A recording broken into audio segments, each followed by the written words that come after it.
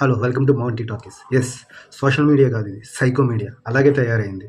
పాపం చంద్రహాస్ ఏం చేశాడు ఆ కుర్రోడు? అలా చేయడానికి కారణం ఎవరు? మనమే కదా. అతను స్టేజ్ ఎక్కింది మొదలు అప్పటి నుంచి పట్టుకుని పీడించేస్తున్నారు కదా కుర్రోడిని. డ్యాన్స్, తనకున్న టాలెంటు అన్నీ పక్కన పెట్టేసే ఆటిట్యూడ్ అంటారు, ఇదంటారు.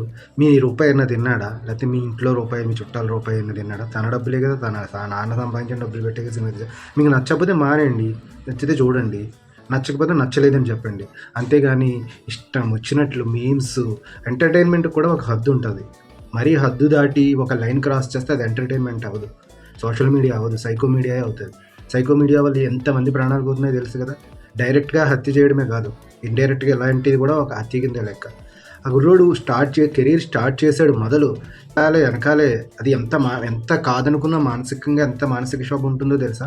బయటికి వెళ్ళినా అసలు అంత నెగిటివిటీ ఫాలో అవుతూ నెగిటివిటీతో తన షూటింగ్లోకి వెళ్ళి షూటింగ్ చేసి సినిమాలు చేస్తాడంటే నిజంగా చాలా గ్రేట్. అవును, నిన్న పాడిన దాంట్లో చాలా తప్పుగా పాడాడు. అదంతా ఆ కుర్రోడు ఫ్రస్ట్రేషన్. ఆ ఫ్రస్ట్రేషన్ ఎవరి వల్ల వచ్చింది? మన వల్లే. మన సైకో మీడియా వల్ల. తను అడుగు తీసి అడుగేస్తే చాలు నెగిటివిటీ ఉంటుంది. ఒక హద్దు. ఏదో సరదాగా చిన్నగా ఒక్కసారి ఏదో అన్నారు, అయిపోయింది. ఇప్పుడు నిన్న చేసిన దానికి కూడా నార్మల్ ఇక్కడ కన్స్ట్రక్టివ్ క్రిటిసిజం అంటారు. అట్లా క్రిటిసిజం చేసి అలా చేయకూడదు, తప్పు, సారీ చెప్పమంటే చెప్తాడు నోటికి వచ్చినట్టు. అసలు ఆడు ఎదవా, వాళ్ళ ఇంట్లో వాళ్ళకి బుద్ధి లేదు, ఏంటి అది నోటికి వచ్చినట్టు. మీరైనా పెద్ద శుద్ధపూసలా? మనం ఏమన్నా శుద్ధపూసలమా? మనం చూడట్లేదా జబర్దస్త్ షోలో ఎంత దారుణంగా మాట్లాడతారు? జబర్దస్త్ షో అంతా డిస్క్రిమినేషనే. అలాగే సినిమాల్లో ఎన్ని బూతి పాటలు, ఆ పాటలకు మన చిన్నపిల్లల చేత డ్యాన్స్ వేయించట్లేదా? మన ఏమైనా పెద్ద నీతివంతులమా? బయట 95% మగవాళ్ళు, అబ్బాయిలు ఆడవాళ్ళు కూడా నోరు తెరిస్తే బూతులే. మళ్ళీ మనం వచ్చి వాళ్ళకి లెసన్స్, నీతులు చెప్తున్నాం ఏదో పెద్ద శుద్ధపూసలా. సో సోషల్ మీడియాలో ఉంటే బాగుంటుంది, కానీ సైకో మీడియాలో మారకూడదు. ఆ కుర్రోడు టాలెంట్ అంతా వదిలేశారు. ఆ కుర్రోడు ఎంత బాగా డ్యాన్స్ చేస్తాడు, అసలు యాక్టింగ్ చూసారు ఎంత ఈజీగా చేస్తాడు. సినిమాలు అంటే సరైన సినిమాలు పడట్లేదు, సరైన ల్యాండింగ్ తనకు దొరకట్లేదు కాబట్టి ప్రస్తుతం అలా ఉన్నాడు. ఒక్క సినిమాతో తన మారకపోవచ్చు, అది తన ఇష్యూ. తనని డిస్క్రిమినేషన్ చేసి, మనమే అంటారు డిస్క్రిమినేషన్ చేయకూడదు, ఇది కలర్ బట్టి, రంగు బట్టి, అందాన్ని బట్టి, హైట్ బట్టి అని. కానీ ఎంత డిస్క్రిమినేషన్ చేస్తున్నాం మనం. అలా ఉంది, ఆ మొహం ఏదో వేరే మొహంలా ఉంది, ఇలా నేను ఆ మాటలు కూడా చెప్పట్లే. ఇది కరెక్ట్ కాదు ఫ్రెండ్స్, కొంచెం లిమిట్ ఫాలో అవ్వండి. మరీ ఎథిక్స్ లేకుండా తయారవుతున్నాం మనం.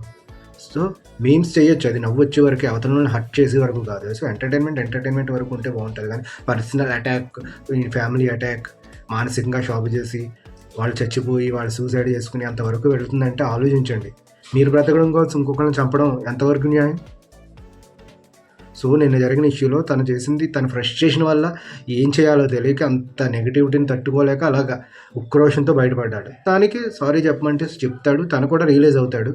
దానికి పెద్ద బూతులు మాట్లాడేసి లైవ్లు పెట్టేసి అందరూ శుద్ధపూసలా మాట్లాడుతున్నారు. అదే వీడు వేరే పెద్ద వాళ్ళని పొలిటీషియన్ అనేది హక్కుందా? అతనే స్కామ్ చేశాడా, లేకపోతే మన కోట్లైనా తినేసాడా? కోట్లు తినే స్కామ్ చేసిన వాళ్ళు ఓట్లు వేసి గెలిపించి మనం తీసుకోవట్లేదా డబ్బులు ఓటేయడానికి?